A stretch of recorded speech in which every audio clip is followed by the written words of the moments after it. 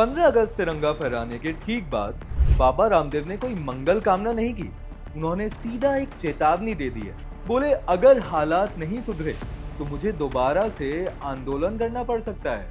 वजह, उनका दावा है सरकारी नौकरियों के इंटरव्यू में लगभग 90 से 99% तक घोटाला होता है। चलिए समझते हैं आखिर बाबा रामदेव ने क्या कहा और मुद्दा है क्या। हरिद्वार में 80वें स्वतंत्रता दिवस पर ध्वजारोहण के बाद मीडिया से बातचीत में बाबा रामदेव ने सीधा सरकारी भर्ती प्रक्रिया पर निशाना साधा है। उनका आरोप था सरकारी नौकरी के इंटरव्यू के दौरान बड़े पैमाने पर रिश्वतखोरी और सिफारिश चलती है। अपनी जाति, अपने वर्ग, अपने संगठन के लोगों को फायदा पहुंचाकर बाकी उम्मीदवारों को बाहर का रास्ता कर दिखा दिया जाता है, जिसे उन्होंने सीधे सीधे न्याय के खिलाफ बताया। उन्होंने स्कूल कॉलेजों की हालत पर भी सवाल उठाए। कहा कि बच्चे शिकायत करते हैं कि बिजली पानी की सुविधा तक नहीं है, किताबें नहीं मिलती और अगर पेपर पास भी कर लें तो 10वीं 12वीं के नंबर आगे कहीं जुड़ते ही नहीं।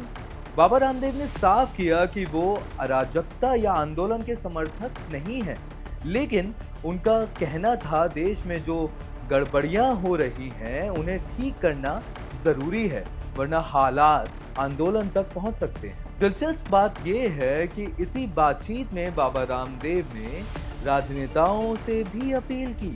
कहा कि नेताओं को आपस में लड़ने की बजाय देश हित में मिलकर काम करना चाहिए। उनका कहना था लड़ने के लिए पाकिस्तान और विदेशी ताकतें बहुत हैं, ऑलरेडी मौजूद हैं, आपस में लड़ने की जरूरत ही नहीं।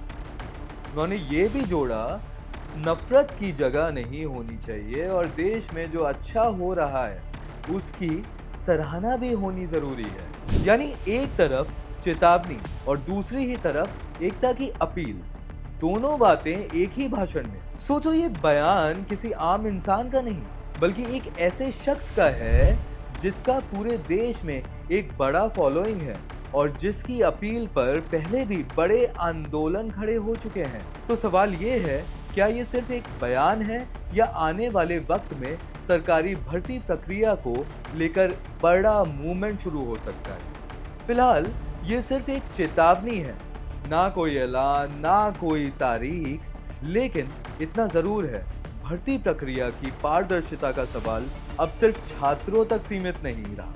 अगर बाबा रामदेव अपनी बात पर आगे बढ़ते हैं तो हम इस स्टोरी को जरूर फॉलो करेंगे और आप फॉलो करो द फ्रीलांस मीडिया और कमेंट में बताओ क्या तुम्हें भी लगता है सरकारी नौकरियों के इंटरव्यू में इतनी बड़ी गड़बड़ी होती है?